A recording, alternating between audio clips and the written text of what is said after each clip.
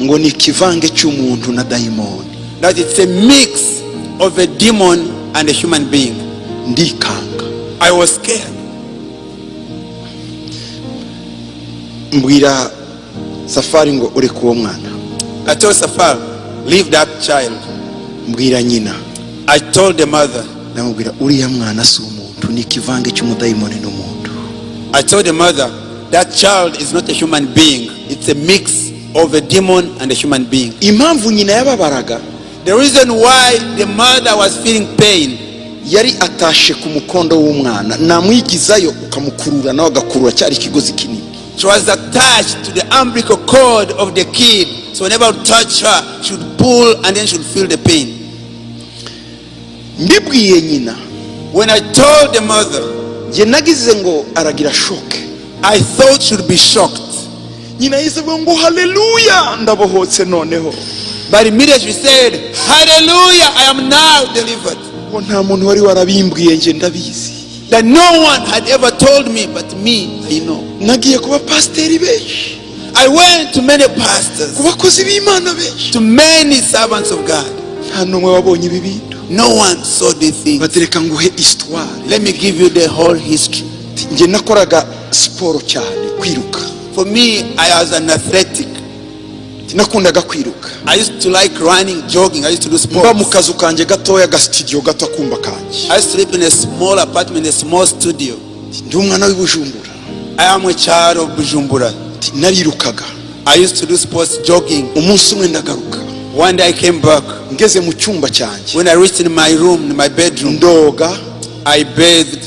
Ndakinga imiryango. I closed all the doors. Ndaryama. I slept. Nyuma y'akanya gato, after a short while, numva umugabo andyamye hejuru. I had a man sleeping on me. Ngiye kumva numva anshizemo intanga z'umugabo munda, ariko zirandya cyane nk'urusenda. Then I felt him putting his palms in my life, and they were painful in my stomach. Numva birandya cyane nk'urusenda banshizemo.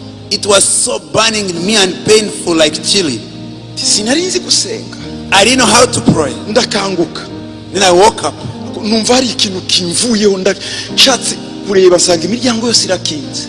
I felt something was lifted off me, but when I looked around, the doors were still closed. Batariko ndaribwa cyane munda. But then there was so much pain in my stomach. Nyuma y'amezi 3 nsanga ndatwite. After 3 months, I found myself pregnant. Nta mugabo nigeze ndyamana nawe. I had never slept with a man. Ati kandi bintawe nabibwira. And I can't tell this to anyone.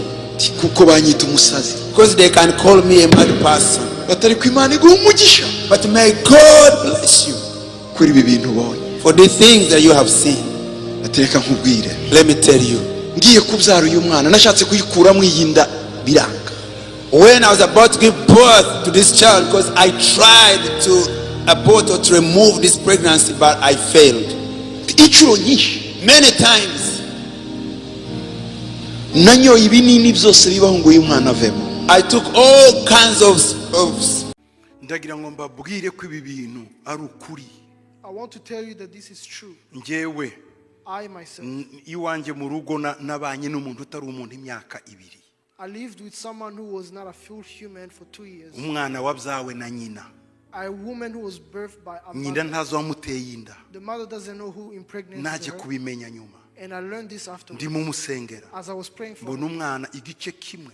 I saw the child, one half ni farashi. Was a horse. Ikindi ni umutwe w'umuntu. And the top ariko umwana w'umukobwa mwiza cyane umureba. But when you look at her, she was wonderful. Ku myaka 5. At age 5. Umwana navuga icyongereza akacyumva, navuga igifaransa akacyumva, navuga twavugana n'undi iringara akaryumva, twavuga igiswahili akacyumva. Kandi yari umwana wo mu bihugu byacu hariye. And she was mu Rwanda, mu Burundi, muri Kongo. She was 5 years old, but she spoke English, French, Lingala, any language that I spoke, she could understand. And she was from our area. Je narimo musengera ngo abe muzima. I was praying for her to be delivered. Imana irambwira ngo ndibishoboka kuko ni umuzimu umuntu. And God told me that it's not Imana possible itangira because kunyereka she's ko a hybrid. buzuye mu mabanke barimo ahantu hose barahari mu tuzi n'abasuperviseri. Niyo mpamvu ushobora kugera mu kazi umusuperviseri akakwanga ukibaza uyu muntu n'ubwa mbere mubonye. Hari bamwe batari abantu. And that's why God started to show me that these hybrids live in every area of life. That's why you can have, for instance, a supervisor who hates you very much for no reason. It could be that those are hybrids. Umwana wawe akajya muri groupe y'abandi bana gukina akagaruka yahindutse ukibaza ahindutse gute yahuye nabo. Ni kenshi nahuye n'abantu bazawe muri ubu buryo ngerageza kubasengera kugira ngo babongere b'abantu ariko ndibyashobotse kandi iyo bareba n'abakobwa beza cyane bari kwisi. There are many times I met these kinds of people who are born that way, and I would want to pray for them, but it is impossible. But when you look at them, they are like normal people. Umwe nagiranye iwanje mu rugo imyaka 2 musengera kugira ngo ndebe ko yahinduka umuntu nari ntaramenya ko bidashoboka. One of them, I lived with her for 2 years in my house, praying for her, praying that she turns into a normal person, but it became impossible. Icyantangaje nuko rimwe twaganiraga twicaye ku meza ari umukobwa mwiza cyane gafite imyaka 8 ariko kavugaga indimi zose zo kwisi mu mwanya mutagahinduka injangwa akicara ku meza nkamutuka nkamubwira mu izina rye ngo icara hasi akongera akaba umuntu agaseka. What amazed me is that sometimes we'd be seated together and she would change. She was a beautiful lady. She was about 8 years old, but sometimes she would change into a cat and she would speak almost every language on earth. Ndibuka umunsi umwe ndimunganira n'undi muntu tumuvuga muri ngara tuvuga tuyu muntu yaratunaniye ararivuga ryose arangije arambwira ngo wewe yanyitaga anko ngo icyakora ngo rakomeye. I remember one day we were seated with someone else and we were talking in Lingala, thing that she's not understanding. And then after we talked, she used to call me uncle, and then she said, "Uncle, you know what? You are a mighty person." Yaramuye ngo tonto. Said, "Uncle, ngo ikuzimu ndo mu princess ndakomeye. I'm a princess in hell. I'm great." Tariko twarakurwanyije bati sinzi ibyo ukozemo. But we fought against you, but we don't understand the kind of materials you are made of. Arambwira yambwiye ijambo rikomeye. She told me a powerful word. Arambwira ngo ntuzave kuri uwo muntu wizeye. And then she told me, never leave that person that you believe in. Ibyo byatumye nsobanukirwa neza ko abantu benshi tubona mu mihanda, abantu benshi duhura nabo. Niyo mpamvu gushaka umugore cyangwa umugabo banza kubaza Imana, ushobora kuzana uwo muntu waremwe muri ubwo buryo. Baderira ntibara abakobwa basanzwe, bara abakobwa bafitanye isano n'ikuzimu kugira ngo bazambure ba Samsoni imbaraga zabo. That day I came to understand that every physical person we see is not normal. There are some people, and for us those who want to get married, you have to be very careful the kind of person you get married to, because you may end up with someone who is not normal. People like Derira, these were not normal people. Abenshi muri bo bakora mu mabanke, abandi bakora mu gisirikare, abandi bakora mu bigo bikomeye, n'abahanga genius. Tibiza amashuri menshi nayo bize, n'abahanga bakomeye kandi bafite ubwiza budasanzwe. Harimo abahungu beza n'abakobwa beza. Nupfa kurongora cyangwa kurongora utabajije, uzisanga ufite jini mu nzu uryita umuntu. Many of them work in banks, work in great corporations, work in international agencies. They are handsome men, beautiful ladies. You have to be careful because you may marry someone thinking is a normal person and you end up with a demon in your house. Nabimenye gutibyo nari mu Giterane Burundi. How did I get to know about that? I was in a conference in Burundi. Ndimo senga. I was praying. Maze kubwiriza. After preaching, abantu benshi bafashijwe. Many people had been blessed. Ngiye gusohoka. When I was about to go out, umudamu araza aramfata. The woman came and touched me. Arambwira ngo ntabara. And then she told me, please come to my rescue. Mfite ibibazo ntabara. I have problems, come and rescue me. Protocol iramufata. The protocol touched her. Bashaka kumukuraho. They wanted to pull her away from me. Murebye mu maso. When I looked at her in her bona eyes, maso yarinjiye cyane. I could see her eyes penetrating. Atukura cyane. And they were red. Asa n'umuntu ugize imyaka adasinzira. She looked like someone who has spent years without sleeping. Bwira protocol mu mureke. I told the protocol people, leave her alone. Ndamubaza mama. I asked her, Mama, what's the problem? Aravuga ngo mfite agahinda kandi nta wakamara. She told me I have agony and no one can help me. Ndamubwira ejo nari mfite urugendo rwo gusubira mu Rwanda, uzansange ahantu runaka nganire nawe. I told her tomorrow I'm supposed to have a journey back to Rwanda, but find me in this place. I want to talk to you. Icyo gihe nari kumwe n'umusaza Safari. At that time I was the old man Safari. mu gitondo wa mudamu araza azana n'umwana we. The following morning, that lady came and she came with her child. Akana keza cyane k'agakobwa. A beautiful young girl. Karansimbira karamfata. She came and hugged me and held me. Karambwira papa. She said, Papa, uraho? how are you? Keza cyane. Very beautiful. Kandi gashamaje ukuntu gateye amatsiko. She was very attractive. Nta kintu nabyibwiyeho. I couldn't understand anything. Hanyuma And then ndamubwira icara hariya. I told her, sit over there. Karicaye. She sat. Ntangiye gusengera nyina. When I started praying for the mother, Araguruka aramufata. she jumped and held her. Fata Safari. Then I held Safari. Ndamubwira fata uyu mwana. I told him, hold this young girl. Mukuye kuri nyina mpagaze hariya. I pushed away from the mother and then I pulled the mother on the side. Ntangira gusengera nyina. And I started praying for the mother. Ntangiye gusengera nyina. When I started praying for the mother, Nyina avuza induru. the woman screamed.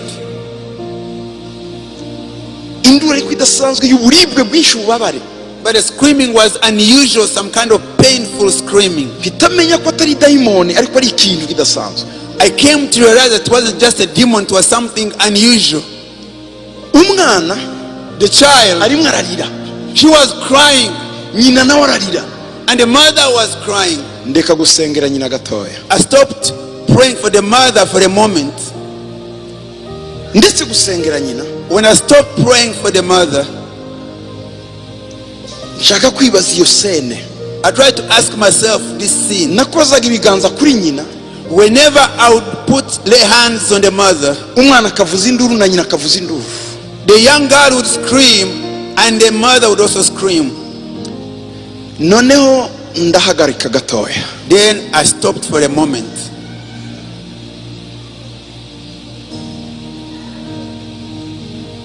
Ndavuga Mwuka Wera nyereka ikintu ntazi. I said, Holy Spirit, show me what I don't know. Dore icyo nabonye. This is what I saw. Nabonye uwo mukobwa ne kagakobwa. I saw the other young girl. Icyo gikari gafite imyaka 5. But then she was about 5 years. Ngiye kubona mbona amaguru yako ni ibinono by'ifarashi. Then immediately I saw her feet were like the toes of a horse. Afite karizo nk'ak'ingurube.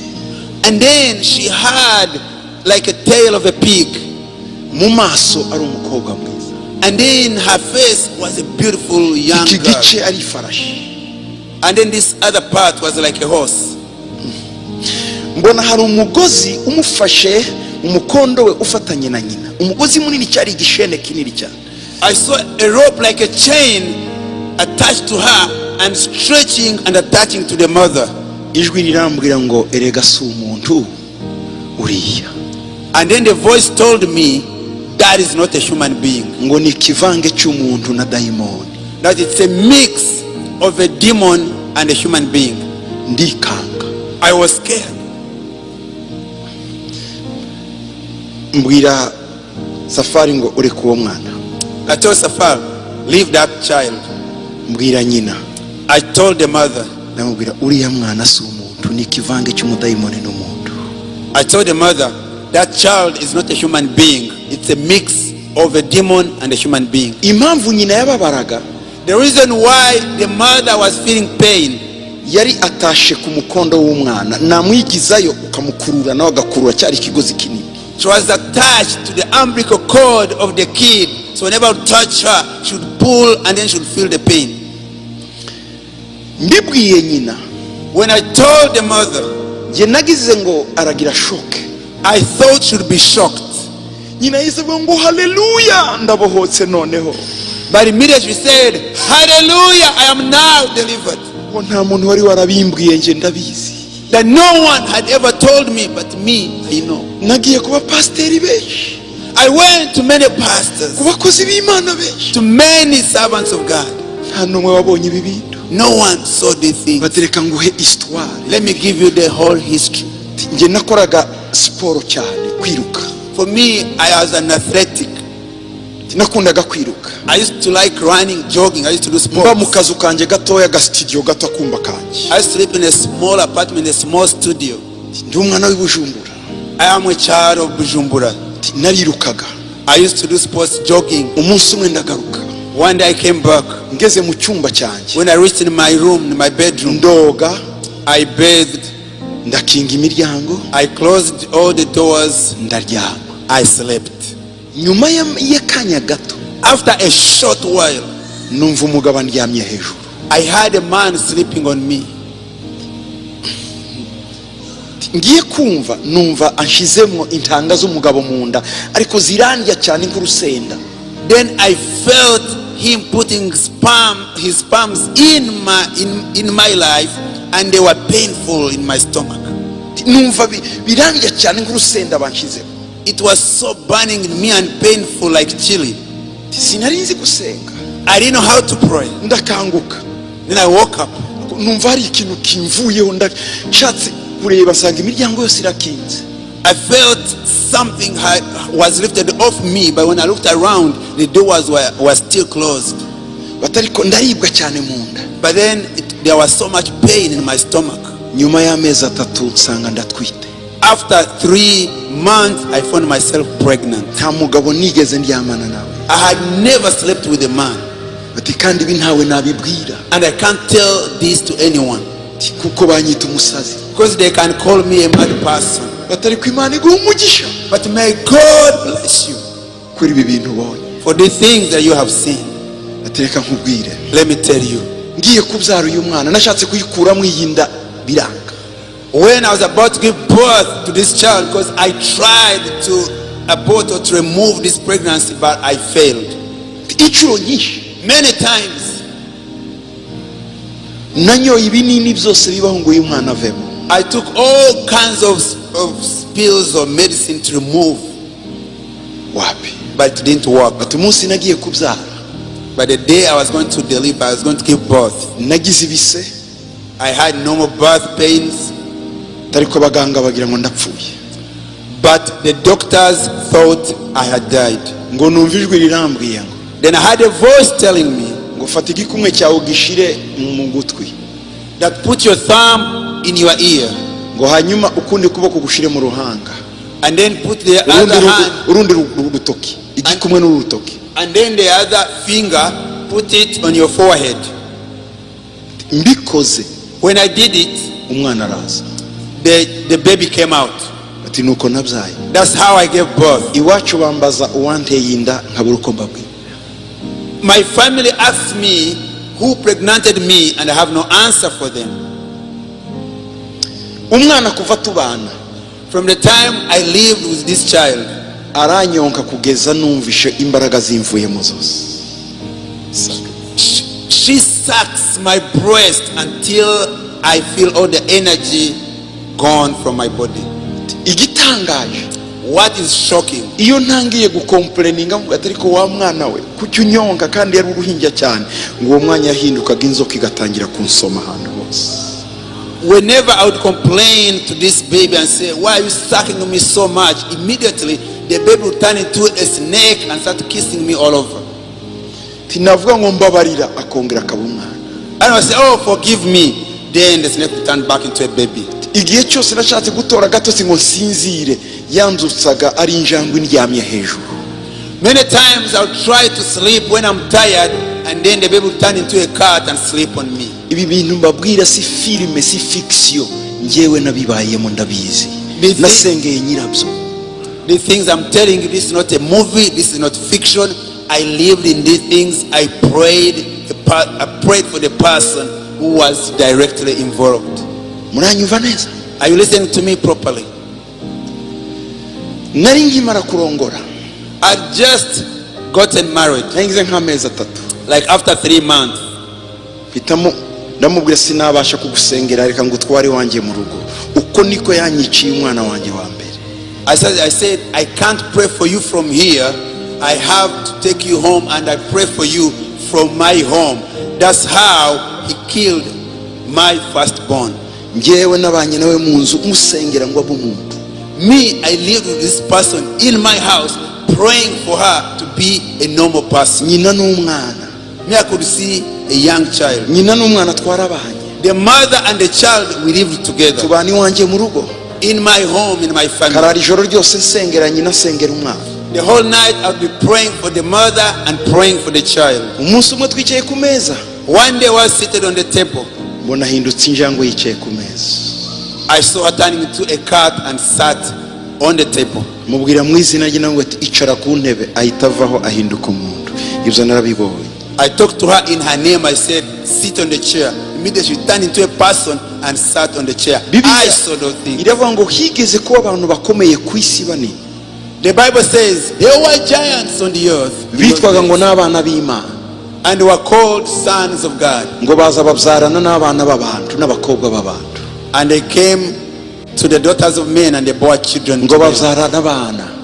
That they bore children to them. ngo abo bana ngo nibyo byari bya bihangange bya kera. That those were the mighty men who were of old, men of renown. ntabwo numvaga iri jambo. I couldn't understand this word. aho niho Imana yatangiye kunsobanurira. That's when God started explaining to me. hari abantu hanze There are people out there barimo babiri nk'aba, who are in two like these ones. abakobwa benshi muzabasanga n'abahungu benshi mu mabuwate de nuit niho baba, ni bivange. Many ladies, many men of this kind, you'll find them in nightclubs. They are mixed. abandi muzabasanga ari abantu batanga amapolisi akomeye y'igihugu kukirimbura, bica amavalere y'igihugu.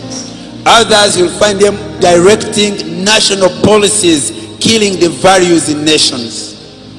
mwe mukagira ngo nguriya yabyutse gusa mu gitondo ngo bakora lobby yo gushiraho itegeko ry'abana, mukagira ngo n'abantu harimo ibivange by'abantu. And some of you intellectually think some people just lobbied for a certain law, a policy to pass, and you think they are normal people, but they are not.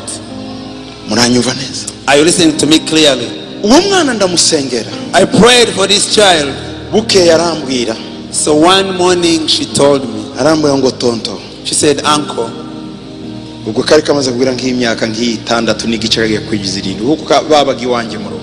now she was about 6.5 or 7 years old. They were staying in my home. arambwira ngo iyi myaka tubanye nawe, Then she told me, all these years you have lived with you, ngo nari mfite misiyo yo kukwica, that I had a mission to kill you. batariko ndagira ngo nkubwire none uyu munsi But I want to tell you, urakomeye. you are great, you are mighty. ntuzave kuri uriya muntu wizeye. Never leave that man that you believe in. ndamubaza I asked her, ngo uwo muntu ninde? I said, who is that person? aravuga ngo sinavuga iryo zina ngo nongerewe, ndakubitwa cyane nindivuga. She said, I can't mention that name because if I dare do that, I'll be beaten severely. ndagira ngo wumve ko ntarimo mvugana n'umuntu urimo amadayimoni, ndimo nganira na dayimoni muntu. I want you to understand that I was not talking to a person full of demons. I was talking to a demon person. Paul yarabivuze Paul mentioned it. mu mico y'abagiriki, In the cultures of the Greeks, yarababwiye ngo ku meza y'Imana ntimugasangire n'abadayimoni. he said, on the table of the Lord, don't share with demons. yavugaga abantu bambaye iyo mibiri ariko bafataga igaburo ryera. He was talking about those kinds of people who are putting on human body and they try to come to the Holy Communion. byari bikomeye mu Bakorinto igihe cya Paul. It was very difficult during the time of Paul among the Corinthians. yavuze ko yarwanye n'inyamaswa muri Efeso. He talked about how he fought with animals in Ephesus. yagiye arwana n'imyuka ifatika n'idafatika. He fought against the spirits and the intangibles. reka abo tuvuga ngo ni abarozi ni abaki, iriya ni kategori ntoya mu bwami bwa Satani. abo twita abarozi, umurozi yandeye, bariya ni abapeti. niba ugiterwa n'abarozi uri umupeti. abarozi ni abantu bato cyane mu bwami bwa Satani. ce sont des petits. Leave alone the witches and the wizards. You keep crying, oh, the wizards and the witches are attacking me. If you're still being attacked by wizards and witches, you're still at a low level. Those are small ones. uburuzi ngo umuntu yagurutse mu ijoro nikise kuguruka ko twabahanuye benshi Kisangani. nge narabahanuye saa 9 y'ijoro, umurozi agwa hasi. donc bariya ni abapeti, ntacyo bariya ni abapeti. ariko ndababwira dayimoni n'umuntu, ibi kivange cya dayimoni n'umuntu, iyo ntambara ntuzarwane nayo mu buzima bwawe. You know, some of you are still alarmed by just witches and wizards and those who fly. We brought down so many in Kisangani. what I'm talking about to you now are not wizards, witches and wizards. I'm talking about you really demons. umurozi yaravuye hakurya y'uruzi bita Chopo asubiye iwe hakurya y'urundi ruzi rwa Kisangani aca ahantu turimo dusengera umuriro uramutwika aramanuka ajya kugwa mu ikambi ya polisi yambaye ubusa aravuga ngo umuriro w'abantu basengaga rero wankubise hasi. Ibyo ndabimenyereye abarozi gufatirwa ku nzu kunanirwa gutaha nkabirukana ngo batahe tutunu n'abapeti abo n'abapeti ndababwira umuntu uri dayimoni yabyaranye n'umuntu abo ni imyuka terrible. We had some minor experiences in Kisangani, which was flying from one of the rivers in Kisangani, and we were praying in a place. So when he was trying to fly over, our prayers pulled him down. There are many experiences that we had like those ones, but what I'm talking about today is a demon putting on a human body. Impamvu agoye, the reason why is difficult. Igice kimwe n'umuntu. One part is a human being. Ikindi n'umwuka. Another part is spirit. Mu gice cy'umuntu, the part of a human, afite imbabazi grace z'Imana. He has kuko ari mu mubiri, abantu bose bari mu mubiri bafite ubuntu. He has a portion of grace because of being in a body, because everyone who has the body has a portion of God's grace. Ikindi gice kibabaje n'umwuka ni Satani. But another part is spirit, it is Satan. Nyuma y'imyaka hafi ibiri senga, after 2 years while praying, nyina kanzutse bati ngwino yahindutse inzoka ninjira mu nzu agahinduka umuntu agaseka cyane ngo rega bazakurusha uze wiryamira niko yambwiraga. The mother would scream to me and I come in the room and the mother would scream to me, come and rescue me. She was turned into a snake, and then when I enter she turns back into a young girl, and then she would tell me, go and relax, they burden you. Umunsi umwe, one day, nachanganyikiwe hafi umwaka navuga deliverance nkiyikorwa gutema. I was so confused for almost a whole year, and I was asking myself, Lord, how can this deliverance be done? Kusinigeze mbona iyo experience, because I had never seen that experience. Nasomye ibitabo by'ama deliverance nta muntu numwe nasanze warakoze iyo deliverance. I had read many books about deliverance. I hadn't discovered that kind of deliverance, how it is done. Ndavuga mana ni biki? I said, God, what's going on here? Imana irambwira ngo tandukanye umwana na nyina. And then God told me, separate the child from the mother. Ndavuga mutandukanye. I said, how do I separate? Mana mutandukanye. I said, do I pray? God, separate them. Birananirana. It became impossible. Umunsi umwe ndyamye mu nzozi. One day I was sleeping in a dream. Mbona umuntu anzaniye igitabo cya Ezekiel.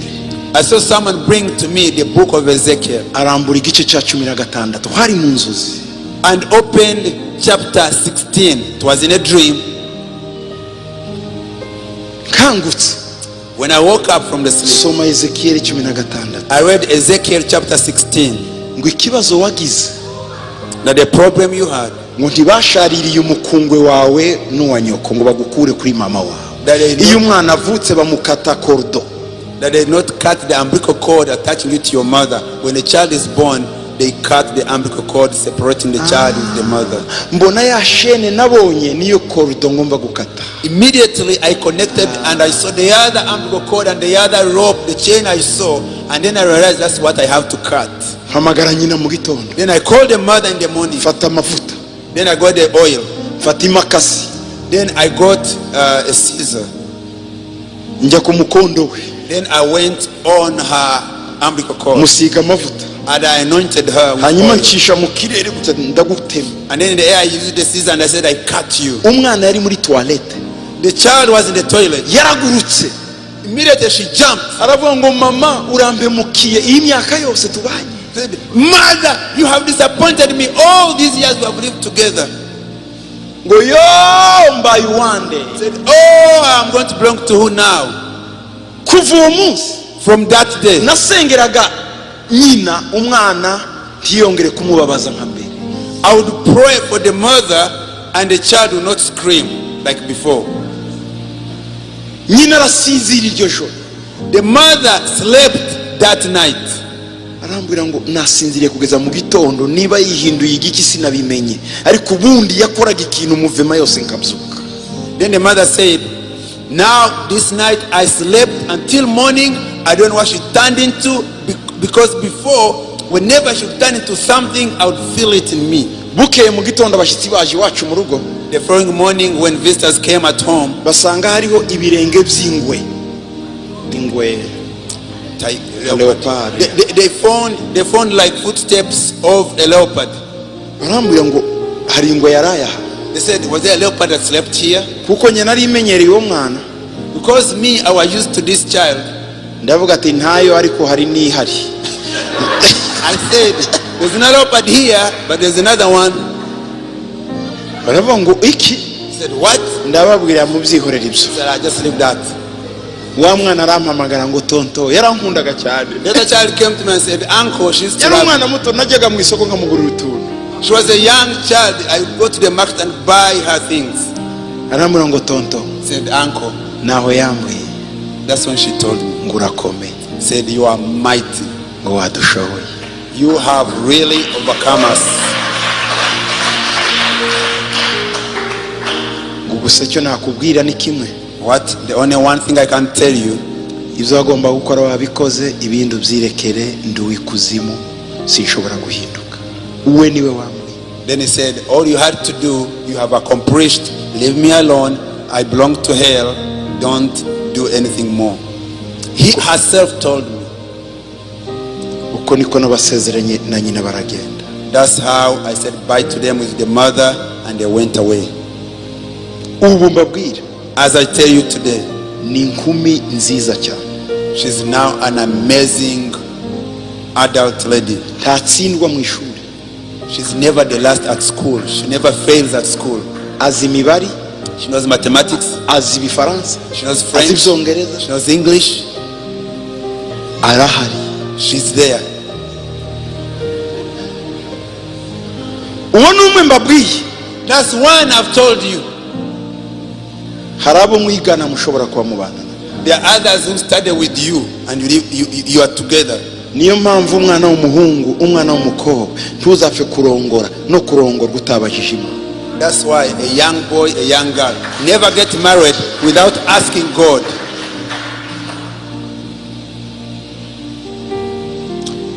Imana rero iranyigisha.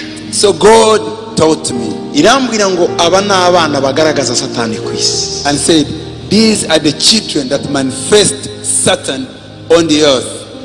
Muranyumva neza? Are you listening? Iyo ni kategori That's a category y'abantu bariho bakorera Satani. of the people physically there serving Satan. Turetse rero abinjiye mu burozi, abinjiye mu bupfumu, abinjiye muri za framaso, abinjiye mu bindi byose ba Illuminati, abo ni abandi.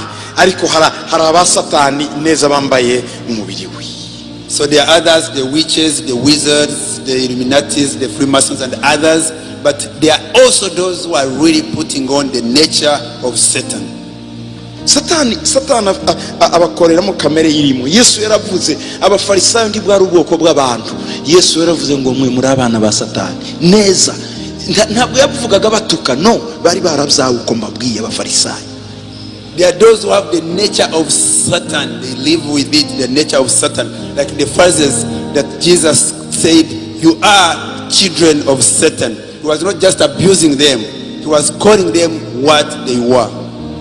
Abafarisayo, The Pharisees, bamwe muri bo bari incarnation Satani muri. some of them, they were Satan incarnate. Uri umwana wande. Whose son are you?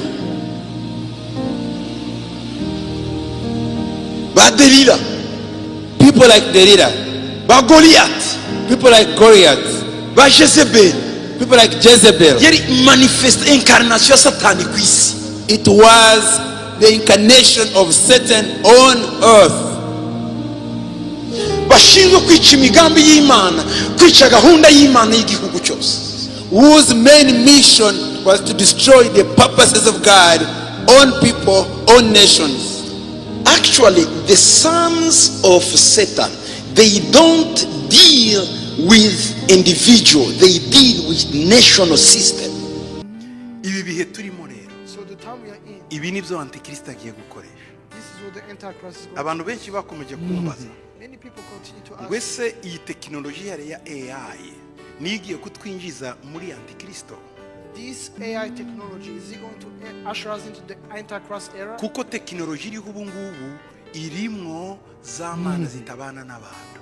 Because the technology now has those gods who don't dwell with flesh. Nibyo Daniel yavuze That's what Daniel said. ngo bazagerageza kubana n'abantu ariko ntibizashoboka. They will try to mingle with people, but they will not be able Ubu to. mwisumba bwira Today, as we speak, mubyemere ndi mubyemere, whether you accept it or not, hari abantu barimo kujya guhaha tugahurira muri supermarché batari abantu ni imizimu there are people who bambaye imyambaro, abakobwa beza, abahungu beza.